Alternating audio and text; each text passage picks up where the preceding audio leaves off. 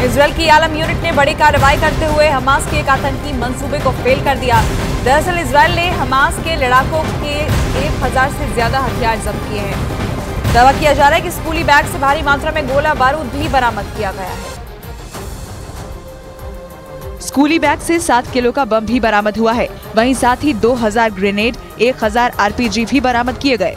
बता दें कि केसुफम इलाके में यलम इकाई की गतिविधियों वाले हिस्से से इस बैग को बरामद किया गया था। जांच में पाया गया कि स्कूली बैग को एक टाइमर के साथ सील बंद कर दिया गया था। गाजा में इजरायली सेना के हमले रुकने का नाम नहीं ले रहे हैं। रविवार को भी इजरायली सेना ने यहां मिसाइलों की बारिश की, जिसमें गाजा की एक मार्केट तहस नहस हो गई। प्रत्यक्षदर्शियों की माने तो सायरन के बजते ही मार्केट में भगदड़ मच गई।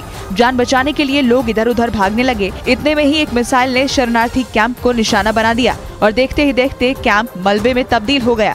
स्वास्थ्य मंत्रालय की रिपोर्ट की माने तो गाजा में मरने वालों की संख्या 4500 से ज्यादा पहुँच चुकी है। वहीं 14000 से ज्यादा लोग जख्मी हैं। मिस्र और गाजा पट्टी के बीच रफा क्रॉसिंग पर राहत सामग्री की डिलीवरी के दौरान गोलीबारी शुरू हो गई, जिसके बाद डिलीवरी को रोक दिया गया। जानकारी के मुताबिक मिस्र की ओर से दूसरे राहत पैकेज के काफिले की क्रॉसिंग के प्रवेश के तुरंत बाद गोलीबारी शुरू हो गई थी, जिसके चलते तेज तेज सायरन बजने लगे। तभी डिलीवरी रोक दी गई।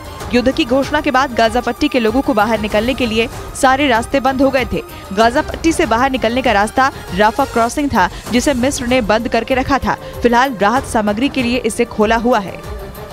रफा क्रॉसिंग के फलस्तीनी हिस्से में इजरायल की घेरेबंदी के बाद पहली बार ईंधन के 6 ट्रक गाजा में जाते नजर आए। इन ट्रकों को संयुक्त राष्ट्र की पहचान के साथ मिस्र और वापस गाजा तक लाया गया है। मीडिया सूत्रों के हवाले से खबर है कि फिलिस्तीनी शरणार्थियों के लिए अगले 3 से 4 दिन में गाजा में ईंधन खत्म हो सकता है। ऐसे में ईंधन के बिना रोजाना के कामों में परेशानी आ सकती है। ईंधन नहीं होने से ना ही राहत सामग्री पहुंच सकेगी और रोशनी ना होने से अस्पताल में इलाज होने में परेशानी पेश आएगी।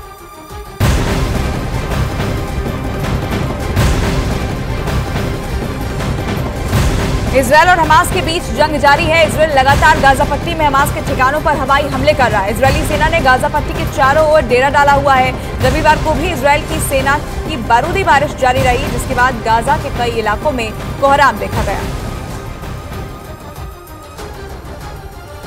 रविवार को इजरायल की सेना ने गाजा के कई इलाकों पर एक साथ बमबारी की और रॉकेट से अटैक किया, जिसमें कई लोगों की मौत की खबर है। गाजा पर हुए अटैक की तस्वीर सामने आई है, जो मन विचलित कर देने वाली है। तस्वीर में आपको आसमान में धुएं का गुबार नजर आ रहा होगा, जो ये बताने के लिए काफी है कि गाजा में मौजूदा हालात कैसे हैं।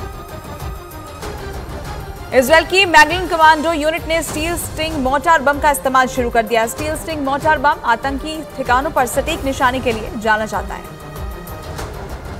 और इससे गैर निर्देशित टारगेट को मारने का जोखिम कम रहता है। युद्ध की शुरुआत से ही कमांडो टीम ने इसका इस्तेमाल कर दिया था और गाजा पट्टी में 100 से ज्यादा आतंकवादियों को मारने का दावा किया है। कमांडो टीम ने दावा किया कि वो हमास के आतंकियों का डटकर सामना करेंगे और जीत हासिल करेंगे। और उधर गाजा और मिस्र को जोड़ने वाले रफा बॉर्डर पर इजरायल की तरफ से फिर से बमबारी की गई। इजरायल पर हमले के बाद से रफा बॉर्डर को बंद कर दिया गया था, जिसे अमेरिका के दबाव में एक बार फिर से खोला